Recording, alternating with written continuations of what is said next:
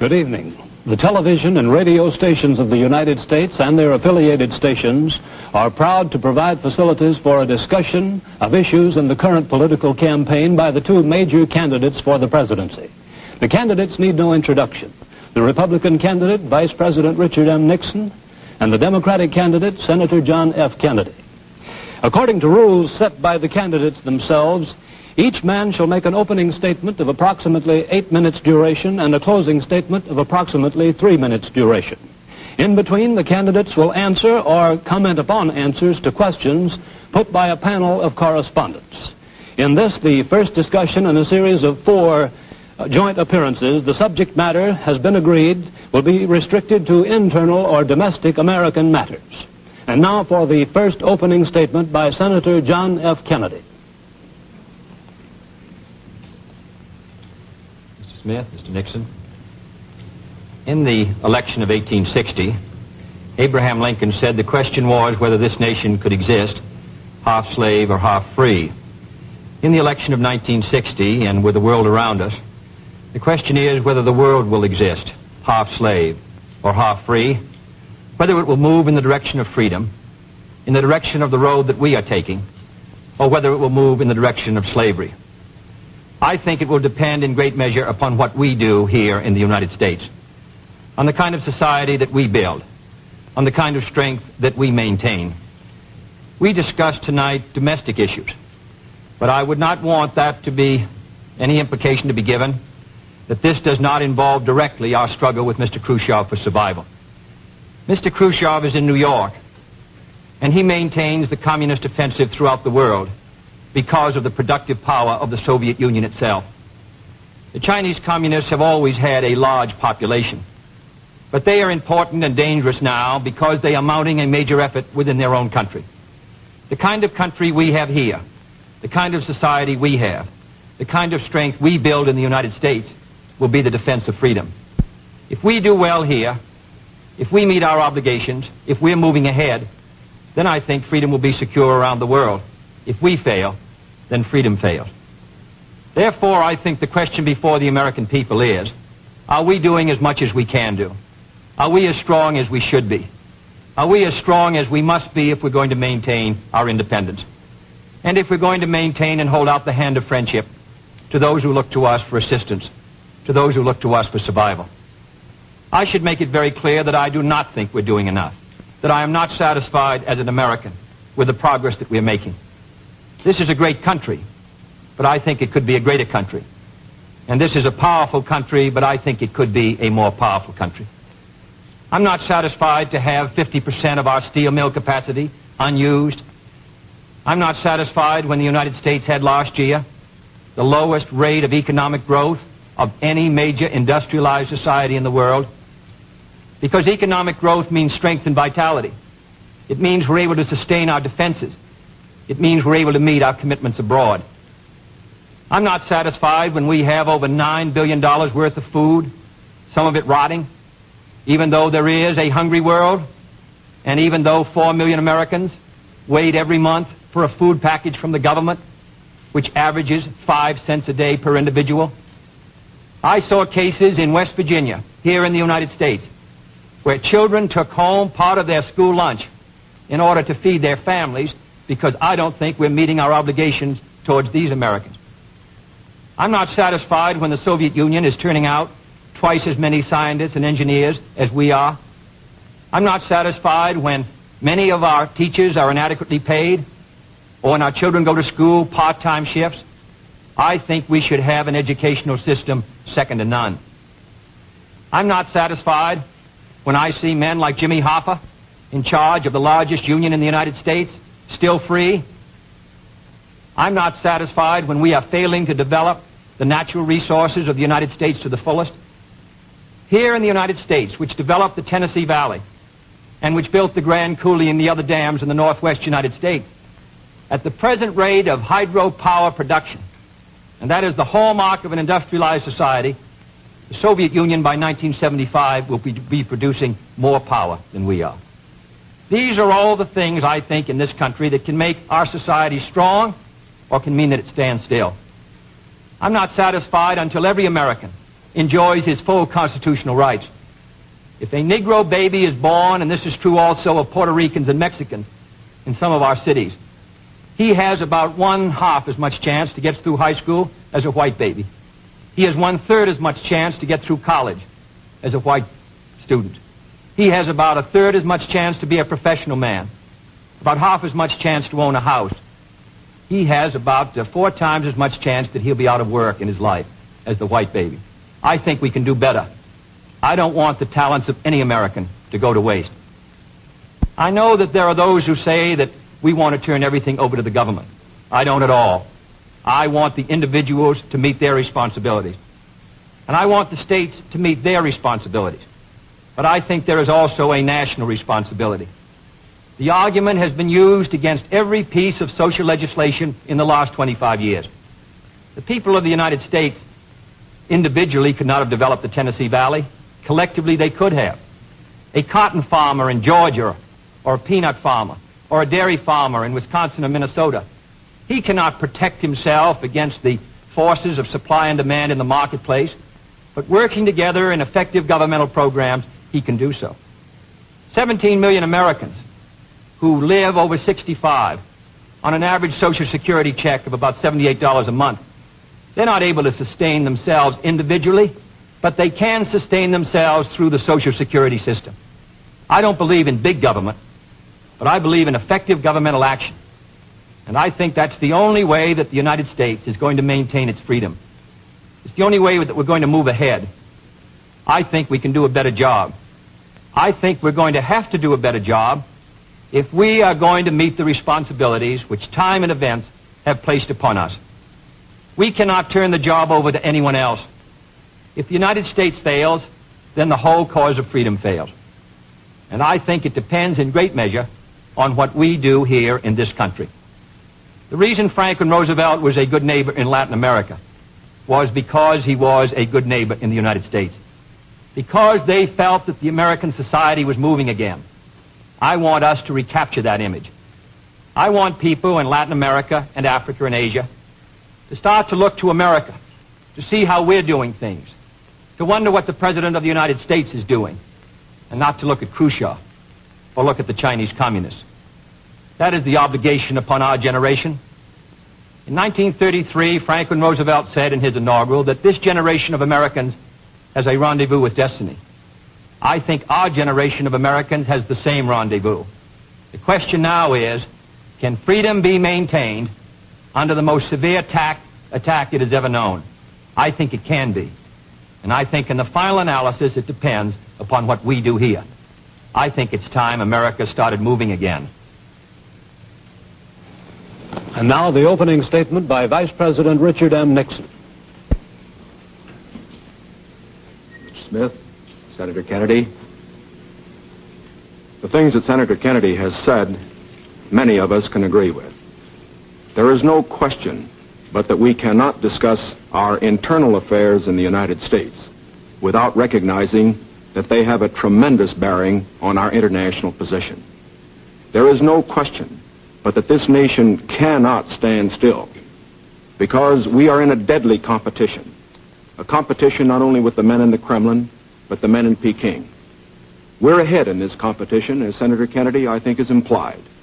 But when you're in a race, the only way to stay ahead is to move ahead. And I subscribe completely to the spirit that Senator Kennedy has expressed tonight, the spirit that the United States should move ahead. Where then do we disagree? I think we disagree on the implication of his remarks tonight and on the statements that he has made on many occasions during his campaign to the effect that the United States has been standing still. We heard tonight, for example, the statement made that our growth in national product last year was the lowest of any industrial nation in the world. Now, last year, of course, was 1958. That happened to be a recession year. But when we look at the growth of GNP this year, a year of recovery, we find that it's 6 9/10% and one of the highest in the world today. More about that later. Looking then to this problem of how the United States should move ahead and where the United States is moving, I think it is well that we take the advice of a very famous campaigner. Let's look at the record. Is the United States standing still? Is it true that this administration, as Senator Kennedy has charged, has been an administration of retreat, of defeat, of stagnation? Is it true that, as far as this country is concerned, in the field of electric power, in all of the fields that he has mentioned, we have not been moving ahead? Well, we have a comparison that we can make. We have the record of the Truman administration of 7.5 years and the 7.5 years of the Eisenhower administration. When we compare these two records in the areas that Senator Kennedy has discussed tonight, I think we find that America has been moving ahead. Let's take schools.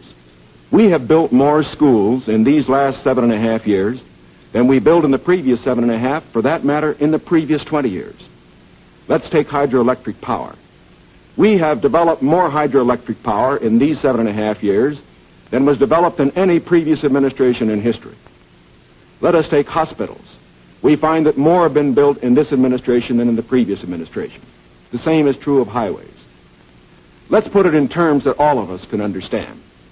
We often hear gross national product discussed, and in that respect, may I say that when we compare the growth in this administration with that of the previous administration, that then there was a total growth of 11% over 7 years. In this administration, there's been a total growth of 19% over 7 years. That shows that there's been more growth in this administration than in its predecessor. But let's not put it there. Let's put it in terms of the average family. What has happened to you? We find that your wages have gone up 5 times as much in the Eisenhower administration as they did in the Truman administration. What about the prices you pay? We find that the prices you pay went up 5 times as much in the Truman administration as they did in the Eisenhower administration. What's the net result of this? This means that the average family income went up 15% in the Eisenhower years as against 2% in the Truman years. Now, this is not standing still.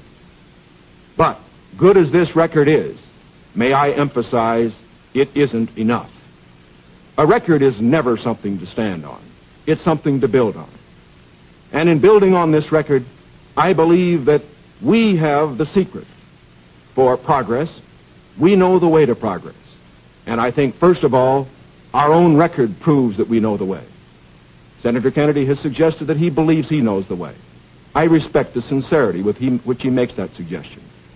But on the other hand, when we look at the various programs that he offers, they do not seem to be new. They seem to be simply retreads of the programs of the Truman administration which preceded it. And I would suggest that during the course of the evening he might indicate those areas in which his programs are new, where they will mean more progress than we had then. What kind of programs are we for?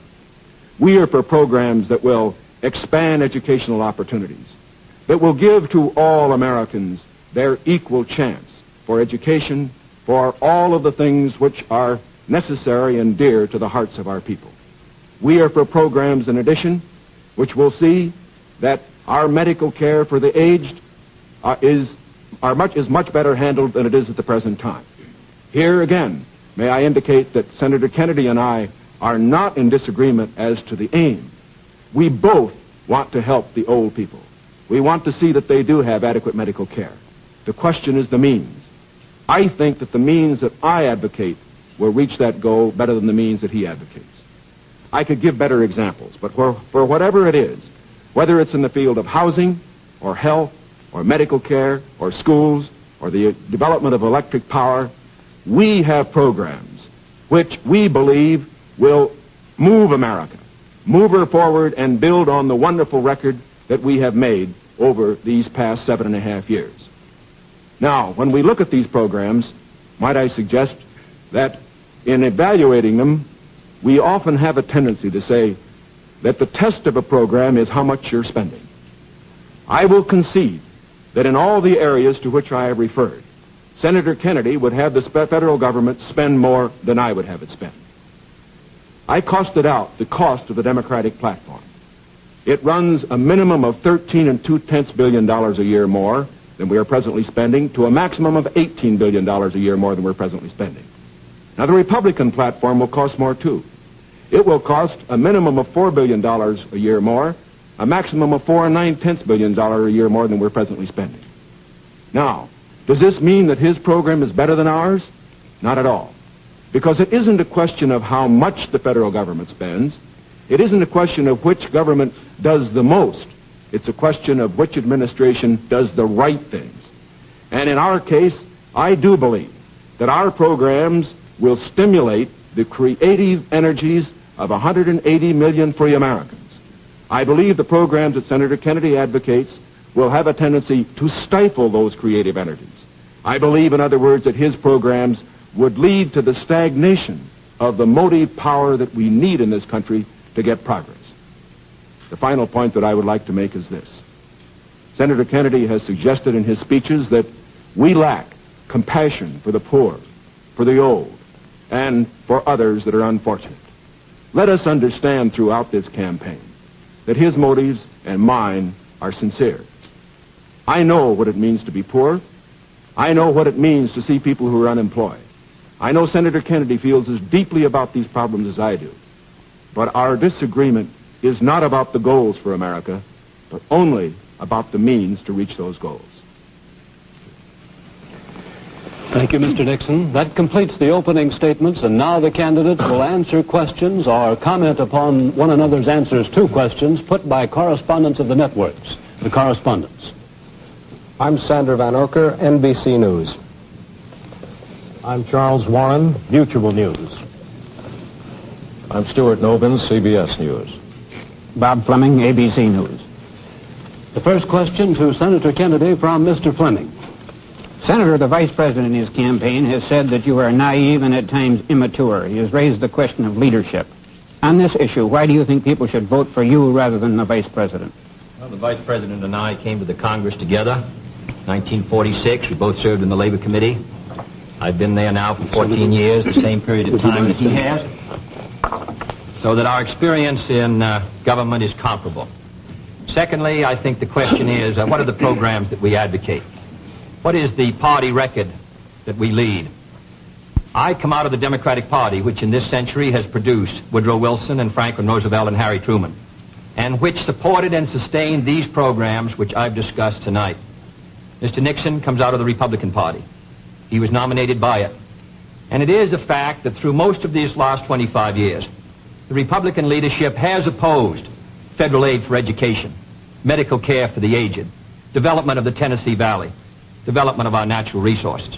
I think Mr. Nixon is an effective leader of his party. I hope he would grant me the same. The question before us is, which point of view and which party do we want to lead the United States? Mr. Nixon, would you like to comment on that statement? I have no comment. The next question, Mr. Novins. Mr. Vice President, your campaign stresses the value of your 8-year experience, and the question arises as to whether that experience was as an observer or as a participant or as an initiator of policy making. Would you tell us, please, specifically what major proposals you have made in the last 8 years that have been adopted by the administration? It would be rather difficult to cover them in 2.5 minutes. I would suggest that these proposals could be mentioned. First, after each of my foreign trips, I have made recommendations that have been adopted. For example, after my first trip abroad, I strongly recommended that we increase our exchange programs, particularly as they related to exchange of persons of leaders in the labor field and in the information field. After my trip to South America, I made recommendations that a separate inter-American lending agency be set up, which the South American nations would like much better than to participate in the lending agencies which treated all the countries of the world the same. I have made other recommendations after each of the other trips. For example, after my trip abroad to Hungary, I made some recommendations with regard to the Hungarian refugee situation, which were adopted not only by the President, but some of them were enacted into law by the Congress. Within the administration, as a chairman of the President's Committee on Price Stability and Economic Growth, I have had the opportunity to make recommendations which have been adopted within the administration and which I think have been reasonably effective. I know Senator Kennedy suggested in a speech at Cleveland yesterday that committee had not been particularly effective. I would only suggest that while we do not take the credit for it, I would not presume to, that since that committee has been formed, the price line has been held very well within the United States. Well, I would say in the latter and that's what I found somewhat unsatisfactory about the figures, Mr. Nixon, that you used in your previous speech. When you talk about the Truman administration, Mr. Truman came to office in 1944 and at the end of the war, and difficulties that were facing the United States during that period of transition, 1946 when price controls were lifted. So it's rather difficult to use an overall figure of taking those 7.5 years and comparing them to the last 8 years. I'd prefer to take the overall percentage record of the last 20 years of the Democrats and the 8 years of the Republicans to show an overall period of growth. In regard to price stability, I'm not aware that that committee did produce recommendations that ever were certainly before the Congress from the point of view of legislation in regard to controlling prices. In regard to the exchange of students, of labor unions, I am chairman of the subcommittee on Africa, and I think that one of the most unfortunate phases of our policy towards that country was the very minute number of exchanges that we had. I think it's true of Latin America also. We did come forward with a program of students for the Congo of over 300, which was more than the federal government had for all of Africa the previous year. So that I don't think that we have moved, at least in those two areas, with sufficient vigor. The next question to Senator Kennedy from Mr. Warren. Senator Kennedy, during your brief speech a few minutes ago, you mentioned farm surpluses. I'd like to ask this. It's a fact, I think, that presidential candidates traditionally make promises to farmers. Lots of people, I think, don't understand why the government pays farmers for not producing certain crops, or paying farmers if they overproduce, for that matter. Now, let me ask, sir, why can't the farmer operate like the businessman who operates a factory? If an auto company overproduces a certain model car, Uncle Sam doesn't step in and buy up the surplus. Why this constant courting of the farmer?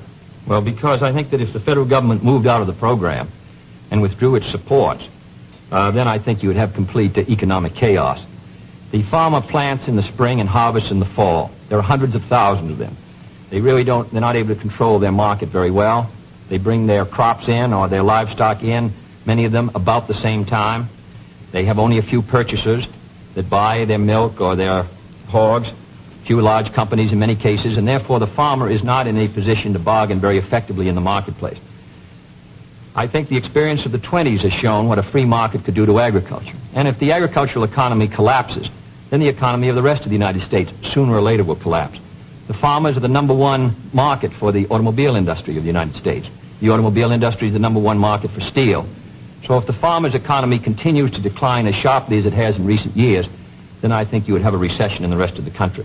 So I think the case for the government intervention is a good one. Secondly, my objection to present farm policy is that there are no effective controls to bring supply and demand into better balance. The dropping of the support price in order to limit production has not worked. And we now have the highest surpluses, $9 billion worth. We've had a higher tax load from the Treasury for the farmer in the last few years with the lowest farm income in many years.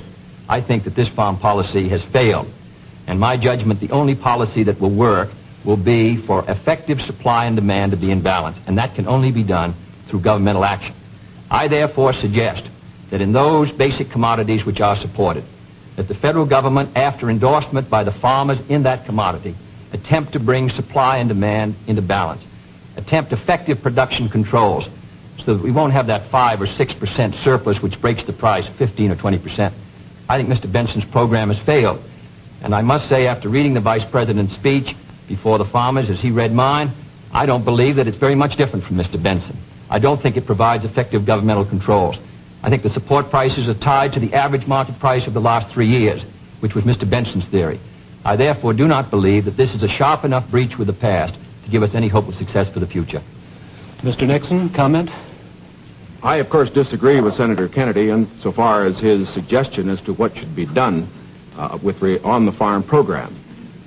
He has made the suggestion that what we need is to move in the direction of more government controls, a suggestion that would also mean raising prices that the consumers pay for products and imposing upon the farmers controls on acreage even far more than they have today. I think this is the wrong direction. I don't think this has worked in the past. I do not think it will work in the future. The program that I have advocated is one which departs from the present program that we have in this respect. It recognizes that the government has a responsibility to get the farmer out of the trouble he presently is in because the government got him into it. And that's the fundamental reason why we can't let the farmer go by himself at the present time. The farmer produced these surpluses because the government asked him to through legislation during the war. Now that we have these surpluses, it's our responsibility to indemnify the farmer during that period that we get rid of the surpluses. Until we get the surpluses off the farmer's back, however, we should have a program, such as I announced, which will see that farm income holds up.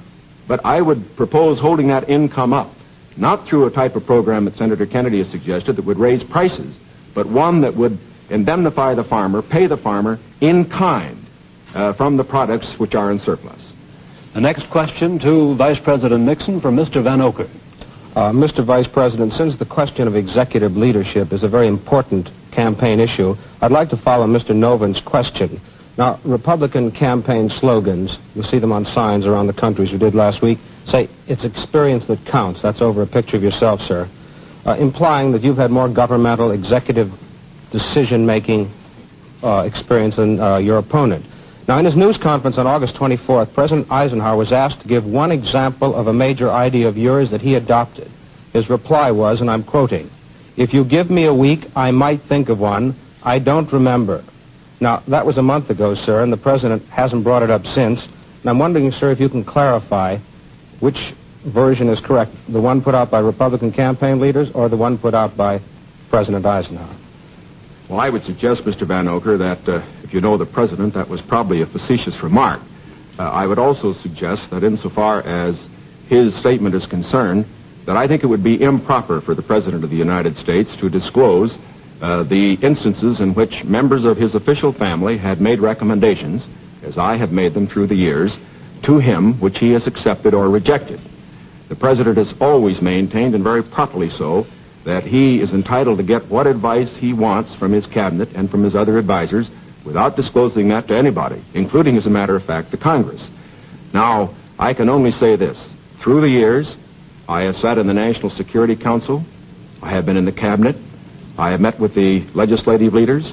I have met with the President when he made the great decisions with regard to Lebanon, Kimoy Matsu, other matters. The President has asked for my advice. I have given it. Sometimes my advice has been taken. Sometimes it is not. I do not say that I have made the decisions, and I would say that no president should ever allow anybody else to make the major decisions. The President only makes the decisions. All that his advisors do is to give counsel when he asks for it. As far as what experience counts and whether that is experience that counts, that isn't for me to say. I can only say that my experience is there for the people to consider. Senator Kennedy's is there for the people to consider. As he pointed out, we came to the Congress in the same year. His experience has been different from mine. Mine has been in the executive branch. His has been in the legislative branch. I would say that the people now have the opportunity to evaluate his as against mine, and I think both he and I are going to abide by whatever the people decide. Senator Kennedy? Well, I'll just say that the question is of experience, and the question also is what our judgment is of the future, and what our goals are for the United States, and what ability we have to implement those goals. Abraham Lincoln came to the presidency in 1860 after a rather little-known session in the House of Representatives, and after being defeated for the Senate in 58 and was a distinguished president. There's no certain road to the presidency. There are no guarantees that if you take one road or another that you will be a successful president. I have been in the Congress for 14 years. I have voted in the last 8 years, and the Vice President was presiding over the Senate and meeting his other responsibilities. I have met decisions over 800 times on matters which affect not only the domestic security of the United States, but as a member of the Senate Foreign Relations Committee. The question really is, which candidate and which party can meet the problems that the United States is going to face in the 60s? The next question to Senator Kennedy from Mr. Novins. Senator Kennedy, in connection with these problems of the future that you speak of and the program that you enunciated earlier in your direct talk, you call for expanding some of the welfare programs for schools, for teacher salaries, medical care, and so forth, but you also call for reducing the federal debt. And I'm wondering how you, if you're president in January, would go about paying the bill for all this? Does this mean that I did not advocate reducing the federal debt because I don't believe that you're going to be able to reduce the federal debt very much in 1961, 2, or 3. I think you have heavy obligations which affect our security, which we're going to have to meet. And therefore, I've never suggested we should be able to retire the debt substantially or even at all in 1961 or 2. Senator, I believe in one of your speeches you suggested that reducing the interest rate would help toward... No, not reducing the interest. Reducing the interest rate, in my judgment, the hard money, tight money policy, fiscal policy of this administration has contributed...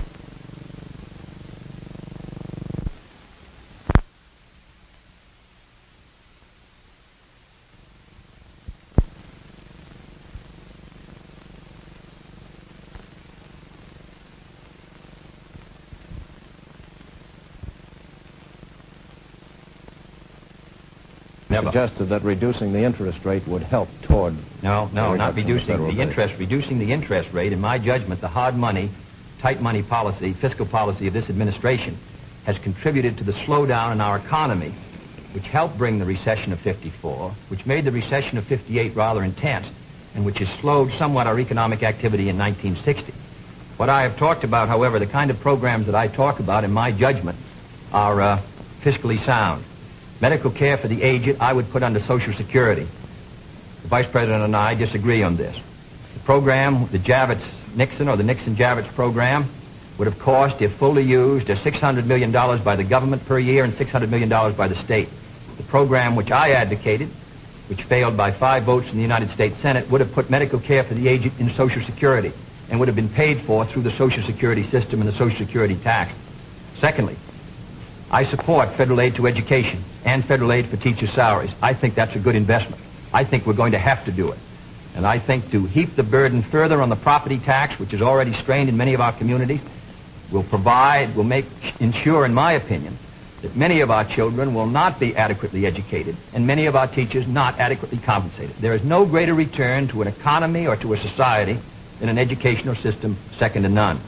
On the question of the development of natural resources, I would pay as you go, in the sense that they would be balanced and the power revenues would bring back sufficient money to finance the projects, in the same way as the Tennessee Valley.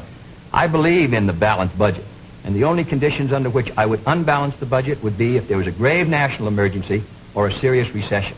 Otherwise, with a steady rate of economic growth, and Mr. Nixon and Mr. Rockefeller in their meeting said a 5% economic growth would bring by 1962 $10 billion extra in tax revenues. Whatever is brought in, I think that we can finance essential programs within a balanced budget if business remains orderly. Mr. Nixon, your comment? Yes. I think what Mr. Noble was referring to was not one of Senator Kennedy's speeches, but the Democratic platform, which did mention cutting the national debt. I think, too, that it should be pointed out that, of course, it is not possible, particularly under the proposals that Senator Kennedy has advocated, either to cut the national debt or to reduce taxes. As a matter of fact, it will be necessary to raise taxes. As Senator Kennedy points out, that as far as his one proposal is concerned, the one for medical care for the aged, that would be financed out of Social Security. That, however, is raising taxes for those who pay Social Security. He points out that he would make pay-as-you-go be the basis for our natural resources development. Where our natural resources development, which I also support incidentally, however, whenever you appropriate money for one of these projects, you have to pay now and appropriate the money, and while they eventually do pay out, it doesn't mean that the government doesn't have to put out the money this year. And so I would say that in all of these proposals that Senator Kennedy has made, they will result in one of two things. Either he has to raise taxes or he has to unbalance the budget. If he unbalances the budget, that means you have inflation, and that will be, of course, a very cruel blow to the very people, the older people that we've been talking about. As far as aid for school construction is concerned, I favor that, as Senator Kennedy did in January of this year, when he said he favored that rather than aid to teacher salaries. I favor that because I believe that's the best way to aid our schools without running any risk whatever of the federal government telling our teachers what to teach. The next question to Vice President Nixon from Mr. Warren. Mr. Vice President, you mentioned schools. It was just yesterday, I think you asked for a crash program to raise education standards. And this evening you talked about advances in education. Mr. Vice President, you said it was back in 1957 that salaries paid to school teachers were nothing short of a national disgrace. Higher salaries for teachers, you added, were important, and if the situation wasn't corrected, it would lead to a national disaster. And yet you refused to vote in the Senate in order to break a tie vote when that single vote, if it had been yes, would have granted salary increases to teachers. I wonder if you could explain that, sir. I'm awfully glad you got that question because, as you know, I got into it at the last of my other question and wasn't able to complete the argument. I think that the reason that I voted against having the federal government pay teacher salaries was probably the very reason that concerned Senator Kennedy when in January of this year in his kickoff press conference he said that he favored aid for school construction, but at that time did not feel that there should be aid for teacher salaries. At least that's the way I read his remarks. Now, why should there be any question about the federal government aiding teacher salaries? Why did Senator Kennedy take that position then? Why do I take it now? We both took it then, and I take it now for this reason. We want higher teacher salaries. We need higher teacher salaries. But we also want our education to be free of federal control. When the federal government gets the power to pay teachers, inevitably, in my opinion, it will acquire the power to set standards and to tell the teachers what to teach. I think this would be bad for the country. I think it would be bad for the teaching profession. There is another point that should be made. I favor higher salaries for teachers. But as Senator Kennedy said in January of this year in the same press conference, the way that you get higher salaries for teachers is to support school construction, which means that all the local school districts in the various states then have money which is freed to raise the standards for teacher salaries. I should also point out this. Once you put the responsibility on the federal government for paying a portion of teacher salaries, your local communities and your states are not going to meet the responsibility as much as they should. I believe, in other words, that we have seen the local communities in the states assuming more of that responsibility. Teacher salaries, very fortunately, have gone up 50% in the last 8 years, as against only a 34% rise for other salaries. This is not enough. It should be more. But I do not believe that the way to get more salaries for teachers is to have the federal government get in with a massive program. My objection here is not the cost in dollars. My objection here is the potential cost in controls and eventual freedom for the American people by giving the federal government power over education. And that is the greatest power a government can have. Senator Kennedy's comment?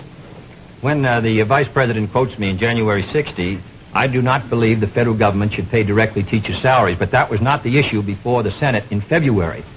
The issue before the Senate was that the money would be given to the state.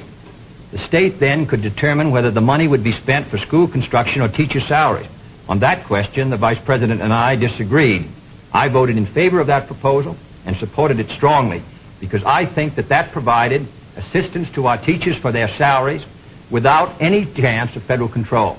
And it is on that vote that Mr. Nixon and I disagreed, and his tie vote defeated. His breaking the tie defeated the proposal. I don't want the federal government paying teachers' salaries directly. But if the money will go to the states, and the states can then determine whether it shall go for school construction or for teachers' salaries, in my opinion, you protect the local authority over the school board and the school committees. And therefore, I think that was a sound proposal, and that is why I supported it, and I regret that it did not pass.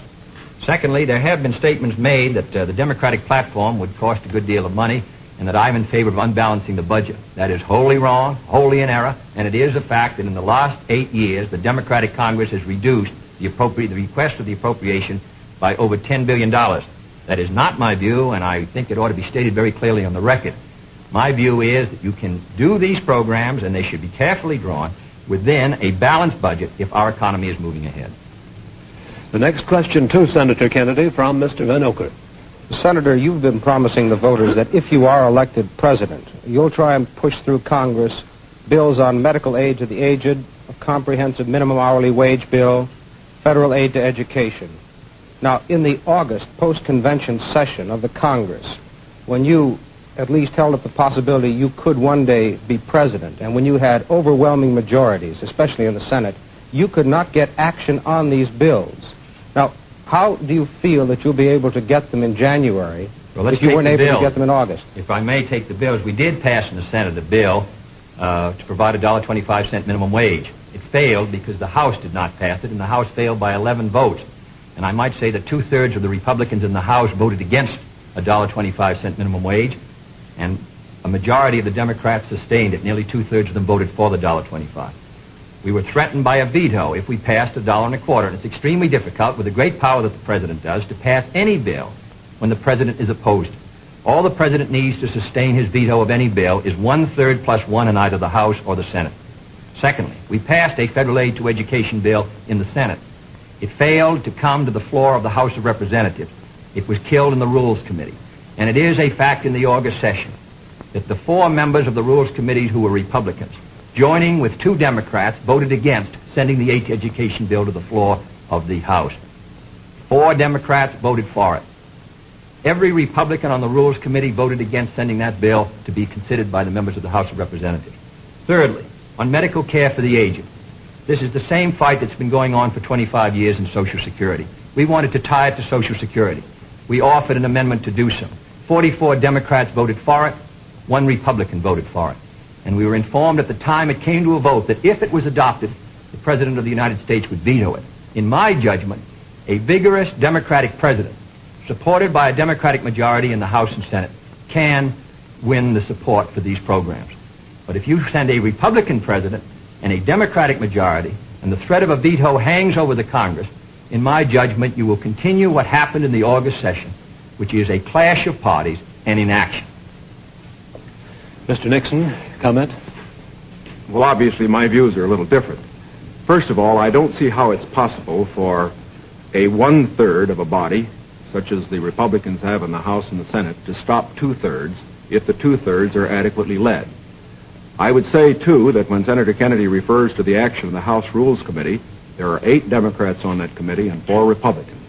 It would seem to me, again, that it is very difficult to blame the 4 Republicans for the 8 Democrats not getting something through that particular committee. I would say further that to blame the President and his veto power for the inability of the Senator and his colleague to get action in this special session misses the mark. When the President exercises his veto power, he has to have the people behind him, not just 1/3 of the Congress. Because let's consider it. If the majority of the members of the Congress felt that these particular proposals were good issues, majority of those who were Democrats, why didn't they pass them and send to the President and get a veto and have an issue? The reason why these particular bills in these various fields that have been mentioned were not passed was not because the President was against them. It was because the people were against them. It was because they were too extreme. And I am convinced that the alternate proposals that I have, that the Republicans have in the field of health, in the field of education, in the field of welfare, because they are not extreme, because they will accomplish the end without too great cost in dollars or in freedom, that they could get through the next Congress. The next question to Vice President Nixon from Mr. Fleming. Mr. Vice President, do I take it then you believe that you could work better with Democratic majorities in the House and Senate, and Senator Kennedy could work with Democratic majorities in the House and Senate? I would say this, that we, of course, expect to pick up some seats in both in the House and the Senate. We would hope to control the House, to get a majority in the House in this election. We cannot, of course, control the Senate. I would say that a president will be able to lead. A president will be able to get his program through to the effect that he has the support of the country, the support of the people. Sometimes we get the opinion that in getting programs through the House or the Senate, it's purely a question of legislative finagling and all that sort of thing. It isn't really that. Whenever a majority of the people are for a program, the House and the Senate responds to it. And whether this House and Senate in the next session is Democratic or Republican, if the country will have voted for the candidate for the presidency and for the proposals that he has made, I believe that you will find that the president, if it were a Republican, as it would be in my case, would be able to get his program through that Congress. Now, I also say that as far as Senator Kennedy's proposals are concerned, that, again, the question is not simply one of a presidential veto stopping programs. You must always remember that a president can't stop anything unless he has the people behind him. And the reason President Eisenhower's vetoes have been sustained, the reason the Congress does not send up bills to him which they think will be vetoed, is because the people and the Congress, a majority of them, know the country is behind the president. Senator Kennedy? Well, now let's look at these bills that the Vice President suggests were too extreme. One was a bill for $1.25 an hour for anyone who works in a store or a company that has $1 million a year business. I don't think that's extreme at all. And yet nearly 2/3 to 3/4 of the Republicans in the House of Representatives voted against that proposal. Secondly was the federal aid to education bill. It was a very, because of the defeat of teacher salaries, it was not a bill that met, in my opinion, the needs. The fact of the matter is, it was a bill that was less than you recommended, Mr. Nixon, this morning in your proposal. It was not an extreme bill. And yet we could not get one Republican to join. At least, I think, 4 of the 8 Democrats voted to send it to the floor of the House, not one Republican, and they joined with those Democrats who were opposed to it. I don't say the Democrats are united in their support of the program, but I do say a majority are, and I say a majority of the Republicans are opposed to it. The third is medical care for the aged, which is tied to Social Security, which is financed out of Social Security fund. Does not put a deficit on the Treasury. The proposal advanced by you and by Mr. Javits would have cost $600 million. Mr. Rockefeller rejected it in New York, said he didn't agree with the financing at all, said it ought to be on Social Security. So these are 3 programs which are quite moderate. I think it shows the difference between the 2 parties. One party is ready to move in these programs, the other party gives them lip service. Mr. Warren's question for Senator Kennedy. Senator Kennedy, on another subject, communism is so often described as an ideology or a belief that exists somewhere other than in the United States. Let me ask you, sir, just how serious a threat to our national security are these communist subversive activities in the United States today? Well, I think they're serious. I think it's a matter that we should continue to give great care and attention to. We should support the laws which the United States has passed in order to protect us from those who would destroy us from within. We should sustain the Department of Justice in its efforts and the FBI, and we should be continually alert. I think if the United States is maintaining a strong society here in the United States, I think that we can meet any internal threat. The major threat is external and will continue. Mr. Nixon, comment? I agree with Senator Kennedy's appraisal generally in this respect. The question of communism within the United States has been one that has worried us in the past. It is one that will continue to be a problem for years to come.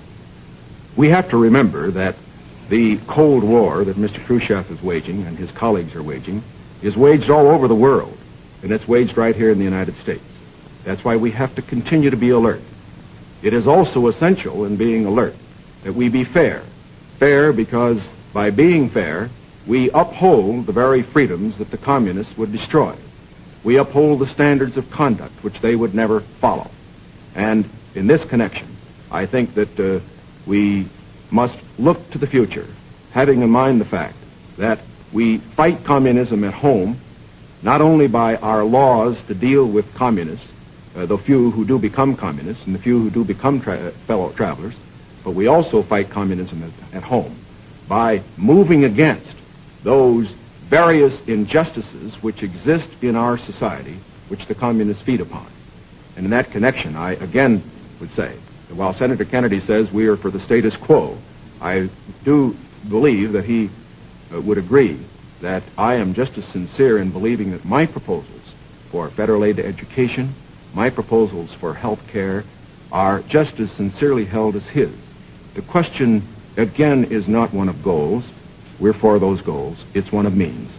Mr. Van Oker's question for Vice President Nixon.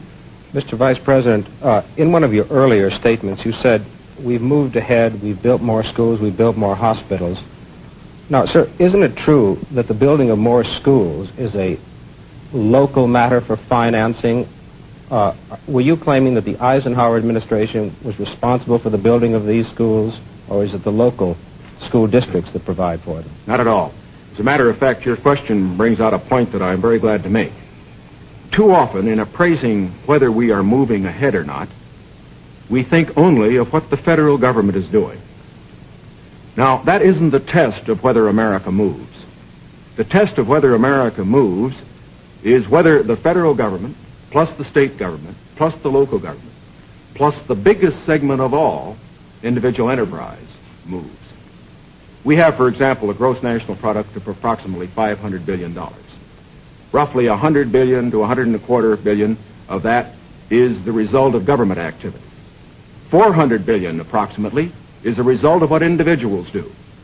Now, the reason the Eisenhower administration has moved, the reason that we've had the funds, for example, locally, to build the schools and the hospitals and the highways, to make the progress that we have, is because this administration has encouraged individual enterprise. And it has resulted in the greatest expansion of the private sector of the economy that has ever been witnessed in an 8-year period. And that is growth. That is the growth that we are looking for. It is the growth that this administration has supported and that its policies have stimulated. Senator Kennedy? Well, I must say, I think the reason that the schools have been constructed is because the local school districts were willing to increase the property taxes to a tremendously high figure, in my opinion, almost to the point of diminishing returns in order to sustain these schools. Secondly, I think we have a rich country, and I think we have a powerful country. I think what we have to do, however, is have the president and the leadership set before our country exactly what we must do in the next decade if we're going to maintain our security in education, in economic growth, in development of natural resources. The Soviet Union is making great gains. It isn't enough to compare what might have been done 8 years ago, or 10 years ago, or 15 years ago, or 20 years ago. I want to compare what we're doing with what our adversaries are doing, so that by the year 1970, the United States is ahead in education, in health, in building, in homes, in economic strength.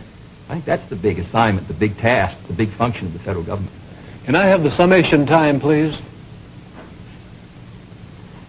We've completed our questions and our comments, and in just a moment we'll have the summation time. This will allow 3 minutes and 20 seconds for the summation by each candidate. 3 minutes and 20 seconds for each candidate. Vice President Nixon, will you make the first summation? Thank you, Mr. Smith. Senator Kennedy. First of all, I think it is well to put in perspective where we really do stand with regard to the Soviet Union in this whole matter of growth. The Soviet Union has been moving faster than we have. But the reason for that is obvious. They start from a much lower base. Although they have been moving faster in growth than we have, we find, for example, today, that their total gross national product is only 44% of our total gross national product. That's the same percentage that it was 20 years ago.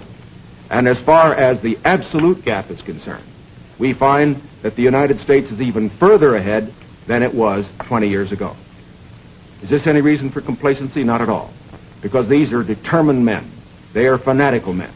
And we have to get the very most out of our economy. I agree with Senator Kennedy completely on that score. Where we disagree is in the means that we would use to get the most out of our economy.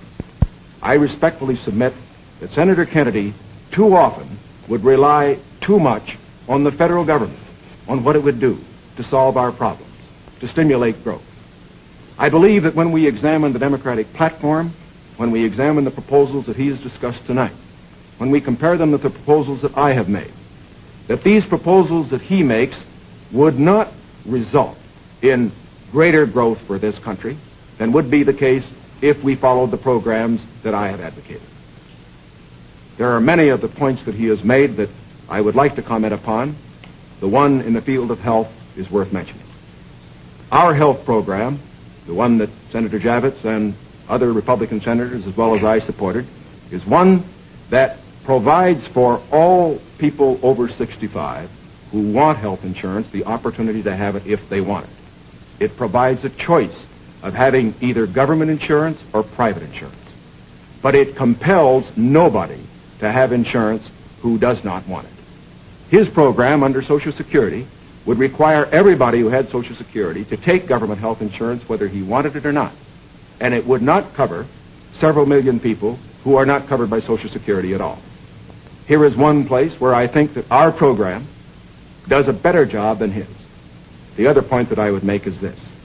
This downgrading of how much things cost, I think many of our people will understand better when they look at what happened during the Truman administration when the government was spending more than it took in. We found savings over a lifetime eaten up by inflation. We found the people who could least afford it, people on retired incomes, people on fixed incomes, we found them unable to meet their bills at the end of the month. It is essential that a man who's president of this country certainly stand for every program that will mean for growth. And I stand for programs that will mean growth and progress. But it is also essential that he not allow a dollar spent that could be better spent by the people themselves. Senator Kennedy, your conclusion? The point was made by Mr. Nixon that the Soviet production is only 44% of ours. I must say that 44% and that Soviet country is causing us a good deal of trouble tonight. I want to make sure that it stays in that relationship. I don't want to see the day when it's 60% of ours and 70 and 75 and 80 and 90% of ours, with all the force and power that it could bring to bear in order to cause our destruction. Secondly, the Vice President mentioned medical care for the aged. Our program was an amendment to the Kerr bill. The Kerr bill provided assistance to all those who were not on Social Security. I think it's a very clear contrast. In 1935, when the Social Security Act was written, 94 out of 95 Republicans voted against it. Mr. Landon ran in 1936 to repeal it. In August of 1960, when we tried to get it again, but this time for medical care, we received the support of one Republican in the Senate on this occasion. Thirdly, I think the question before the American people is, as they look at this country and as they look the world around them, the goals are the same for all Americans. The means are at question. The means are at issue. If you feel that everything that is being done now is satisfactory, that the relative power and prestige and strength of the United States is increasing in relation to that of the communists, that we are gaining more security, that we are achieving everything as a nation that we should achieve, that we're achieving a better life for our citizens and greater strength, then I agree. I think you should vote for Mr. Nixon. But if you feel that we have to move again in the 60s, that the function of the president is to set before the people the unfinished business of our society, as Franklin Roosevelt did in the 30s, the agenda for our people, what we must do as a society to meet our needs in this country and protect our security and help the cause of freedom.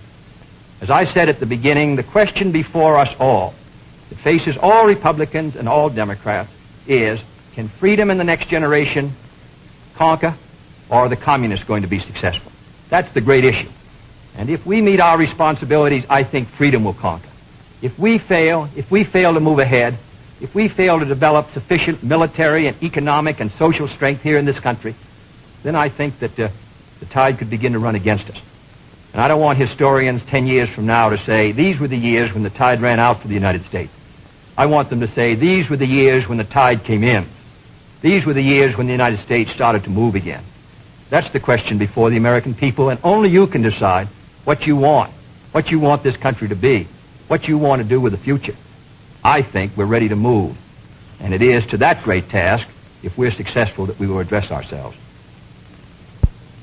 Thank you very much, gentlemen. This hour has gone by all too quickly. Thank you very much for permitting us to present the next President of the United States on this unique program.